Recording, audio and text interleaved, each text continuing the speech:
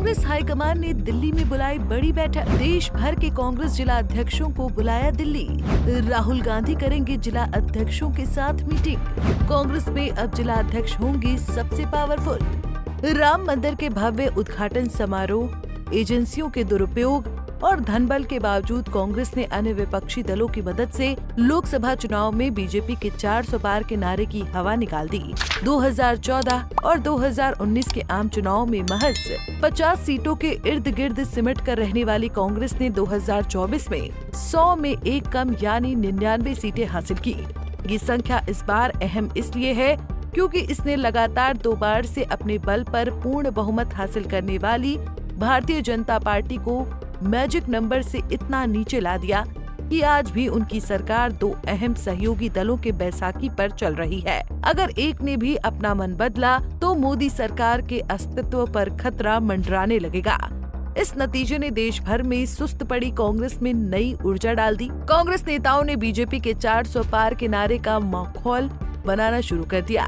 सियासी जानकारों ने भी अखबार से लेकर टेलीविजन के बहसों में कांग्रेस की वापसी की कहानी बांटनी शुरू कर दी। लोकसभा चुनाव के तुरंत बाद देश के 4 राज्यों में विधानसभा चुनाव होने थे, जिसमें बीजेपी कांग्रेस के मुकाबले कमजोर नजर आ रही थी। इनमें राष्ट्रीय राजधानी दिल्ली से सटा हरियाणा भी शामिल है, जहां आम चुनाव में कांग्रेस के शानदार प्रदर्शन से ये माना जाने लगा था कि 10 सालों से सत्ता में बैठी भारतीय जनता पार्टी की विदाई तय है। लेकिन जब नतीजे आए तो सारी भविष्यवाणियां और अनुमान धरे के धरे रह गए। बीजेपी ने न केवल लगातार तीसरी बार जीतकर इतिहास रचा, बल्कि सीटों की संख्या भी बढ़ा ली।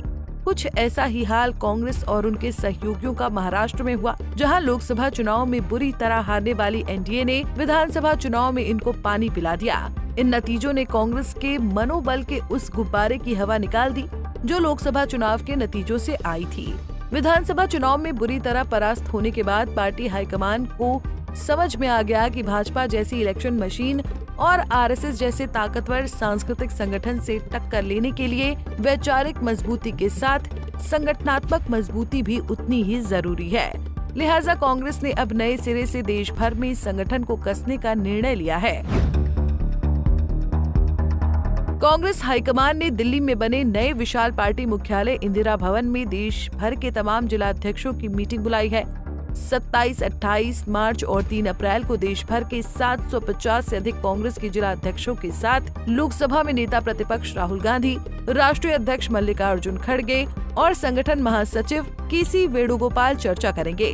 करीब 16 साल बाद कांग्रेस अपने जिला अध्यक्षों की मीटिंग करने जा रही है। इस मीटिंग का मकसद पार्टी को ग्रास रूट से मजबूत करना है और उसे 1970 के दशक के उस दौर में ले जाना है जब देश में कांग्रेस की तूती बोलती थी।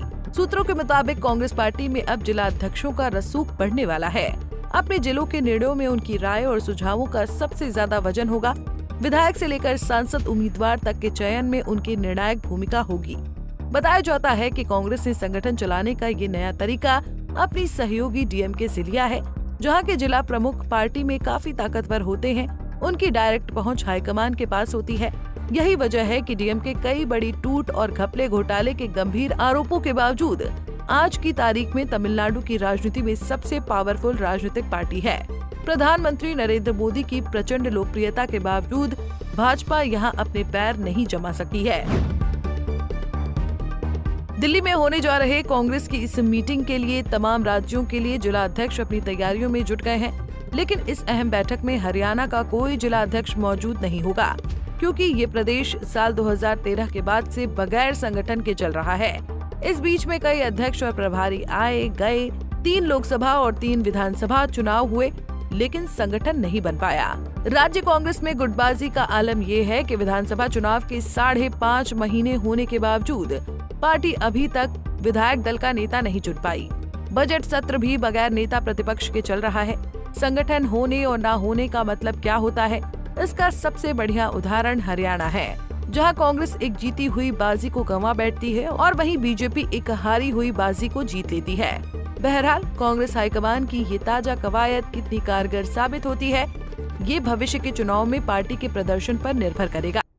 हमसे जुड़े रहने के लिए हमारे YouTube चैनल को सब्सक्राइब करें और नई वीडियो की नोटिफिकेशन के लिए बेल आइकॉन को दबाएं। अगर आप ये वीडियो Facebook पर देख रहे हैं तो लाइक जरूर करें और ज्यादा से ज्यादा शेयर करें। धन्यवाद।